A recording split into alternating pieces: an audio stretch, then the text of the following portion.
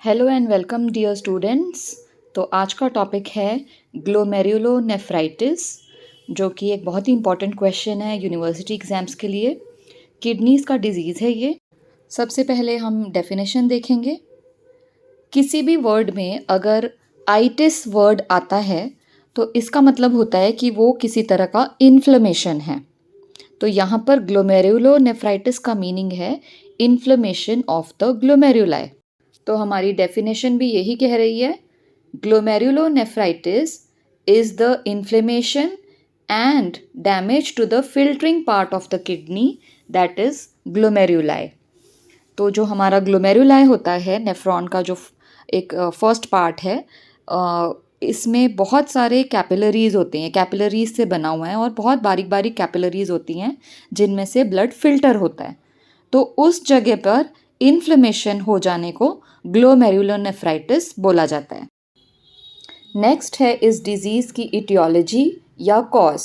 सबसे पहला कारण है स्ट्रेप्टोकोकल इन्फेक्शन ऑफ थ्रोट और skin.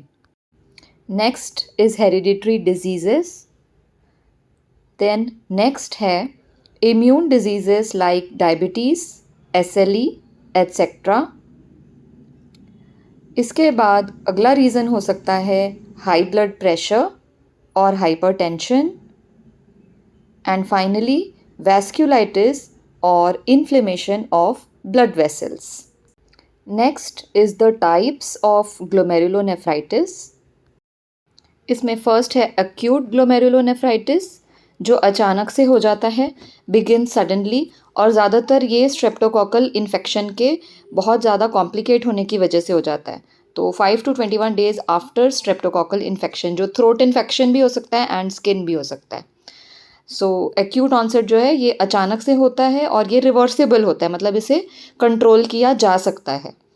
And the second type of glomerulonephritis is chronic glomerulonephritis, जो धीरे धीरे डेवलप होता है और इरिवर्सिबल होता है, इसे ठीक करना थोड़ा सा मुश्किल होता है। नेक्स्ट हम देखेंगे इसका पैथोजेनेसिस। पैथोजेनेसिस मतलब जो पैथोलॉजी या जो रीज़न है डिजीज़ होने का, वो किस तरह से डेवलप होता है, उसका प्रोग्रेशन किस तरह से होता है। So as you can see in the flow chart, सबसे पहले जो इटियोलॉजिकल फैक्टर्स हैं, मतलब जो भी कॉजेज़ हैं या रिस्क फैक्टर्स हैं, जैसे यहाँ हमने एग्जाम्पल लिया है स्ट्रेप्टोकोकाई, जो कि एक बैक्टीरिया है, और यहाँ पे इसको हम क्या मानेंगे, इट इज़ एन एंटीजन। ठीक है, तो क्योंकि ये फॉरेन मटेरियल है, so it is an antigen. तो जब भी कोई एंटीजन बॉडी में, ब्लड में जाता है, तो there are antibodies formed against this antigen. तो सेकेंड पॉइंट में हमने लिखा है antibody formation in the body. अब ये रिएक्शन जो है कॉम्प्लेक्सेस बना लेता है, जिन्हें हम एंटीजन एंटीबॉडी कॉम्प्लेक्स बोलते हैं। अब थर्ड पॉइंट में देखो, antigen antibody complexes gate trapped in the glomeruli. मैंने पहले भी बताया था, ग्लोमेरुलस जो है it is a very fine network of capillaries, बहुत पतली पतली कैपिलरीज होती हैं ब्लड की, और इनमें ये जो कॉम्प्लेक्स है एंटीजन एंटीबॉडी कॉम्प्लेक्स, ये थोड़ा सा इसका जो साइज़ है वो इन कैपिलरीज में मतलब साइज़ बड़ा होने की वजह से कैपिलरीज में वो फंस जाता है वो कॉम्प्लेक्स। तो इसके ट्रैप होने की वजह से जो ग्लोमेरुलस है उसमें क्या होगा, एक इन्फ्लेमेटरी रिस्पॉन्स होगा। तो फोर्थ स्टेप हमारा क्या है, इन्फ्लेमेटरी रिस्पॉन्स, मतलब ग्लोमेरुलस जो है वो डैमेज होना शुरू हो जाएगा। तो यही हमने नेक्स्ट स्टेप में लिखा है, damage to the glomerular cell walls. Next step होगा कि डैमेज की वजह से ग्लोमेरुलस अपना काम नहीं कर पाएगा प्रॉपरली, मतलब उसका जो फंक्शन है वो हैम्पर हो जाएगा। और ग्लोमेरुलस का फंक्शन क्या होता है, फिल्ट्रेशन। तो फिल्ट्रेशन नहीं हो पाएगा और इसलिए ग्लोमेरुलर फिल्ट्रेशन रेट या फिर GFR will be decreased. Finally proper filtration ना होने की वजह से जो यूरिन फॉर्मेशन का प्रोसेस है वो ठीक ढंग से नहीं हो पाएगा, बॉडी में इलेक्ट्रोलाइट्स का इम्बैलेंस बन जाएगा, सोडियम रिटेंशन होने लगेगा, और इसकी वजह से हाइपरटेंशन या ब्लड प्रेशर बढ़ जाएगा। एल्ब्यूमिनूरिया मीन्स यूरिन में एल्ब्यूमिन आने लगेगा, which is a protein, and all of this will lead to oedema, और बहुत सारे फ्लूइड्स जो हैं वो किडनी में डिपॉजिट होने स्टार्ट हो जाएंगे। और इस डिसफंक्शनल इन्फ्लेम्ड कंडीशन को हम कहते हैं ग्लोमेरुलोनेफ्राइटिस। नेक्स्ट है क्या पैथोलॉजिकल चेंजेस ऑब्जर्व किए जाते हैं इन दिस कंडीशन। सबसे पहले है सिमेट्रिकली एनलार्ज्ड किडनीज। दोनों ही किडनीज इक्वली अफेक्ट होती हैं और दोनों का ही साइज ज़रूरत से 2 या 2.5 गुना ज़्यादा इंक्रीज हो जाता है। सेकेंडली जो किडनीज का सरफेस है वहाँ पर ऐसा लगता है जैसे छोटे छोटे बग्स ने या कीड़ों ने, फ्लीज ने बाइट किया हुआ है।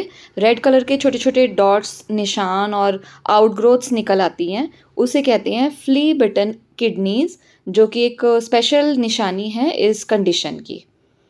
उसके बाद आ जाता है इंटरस्टिशियल एडीमा और finally leucocytes, polymorphs etcetera in the glomeruli. तो ग्लोमेरुलस जो है वो पूरा इन सब इन्फ्लेमेटरी सेल्स से और एडिमेटस टिश्यू से भर जाता है। तो these are the pathological changes जो ग्लोमेरुलोनेफ्राइटिस में ऑब्जर्व किए जाते हैं। चलिए आगे बढ़ते हैं और देखते हैं इसके क्लिनिकल फीचर्स या क्लिनिकल मैनिफेस्टेशंस, मतलब क्या फाइंडिंग्स मिलेंगी हमें पेशेंट में। So firstly the kidneys will be enlarged. Size जो है किडनीज का वो ऑलमोस्ट डबल हो चुका होगा। Then pain in the flank. Flank means जो हमारा एब्डोमेन है उसके साइड्स में पेन होगा। Then urine will be foamy. Foamy मतलब झाग वाला यूरिन। और कलर जो है उसका कोका कोला या फिर ब्राउन कलर होगा। देन यूरिन जो है उसमें ब्लड भी आ सकता है जिसे हेमाटूरिया कहते हैं। Oliguria will be seen in the patient. Fatigue या थकावट होगी। एंड हाइपरटेंशन भी एक निशानी है। और फाइनली एडीमा तो होने ही वाला है, स्पेशली इन द लेग्स। तो किडनीज का कोई भी डिसऑर्डर हो, oedema is a very specific feature. So next जो है इज़ द डायग्नोसिस, मतलब कैसे कंफर्म होगा that this disease is present. Firstly take the history and physical examination of the patient. Then urine का एनालिसिस होगा for WBC, RBC and proteins. Then kidney का X-ray लिया जाएगा to know about how much oedema is there. Then renal biopsy to know about the microscopic structure of the nephrons. Then blood analysis किया जाएगा and finally throat culture which is very important for group A streptococci, क्योंकि हमने starting में देखा था कि ये disease bacterial infection से भी शुरू हो सकता है।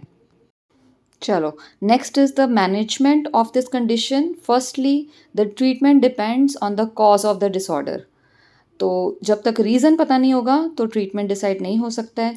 बट जनरली मेडिकेशंस दिए जाते हैं। बैक्टीरियल इन्फेक्शन है तो एंटीबायोटिक्स, इसके अलावा डायूरेटिक्स, एंटी हाइपरटेंसिव्स अगर हाइपरटेंशन प्रेजेंट है। Then diet modifications like limiting intake of proteins को लिमिट कर दीजिए डाइट में। और अगर डिज़ीज़ बहुत ज़्यादा प्रोग्रेसिव हो गया है या कॉम्प्लिकेटेड हो गया है तो in that case renal dialysis में be required.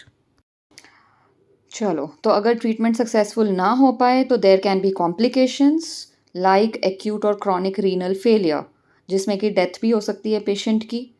Then we can have nephrotic syndrome. It is again a very chronic and fatal disease. Then hypertension, life long hypertension हो सकती है, फॉलोड बाय इलेक्ट्रोलाइट इम्बैलेंस। इसके अलावा pulmonary edema can be there due to pressure in the lungs. और finally there also can be congestive heart failure due to fluid overload. तो जो kidneys का back pressure की वजह से पूरा जो बॉडी सिस्टम है, लंग्स से लेकर हार्ट से लेकर every body system will be affected. So that's all for today. Video अच्छा लगा हो तो ज़रूर उसे लाइक करें, कमेंट करें और मेरे चैनल को सब्सक्राइब करें ऐसे और वीडियोज़ के लिए। Bye for now, thank you and God bless you.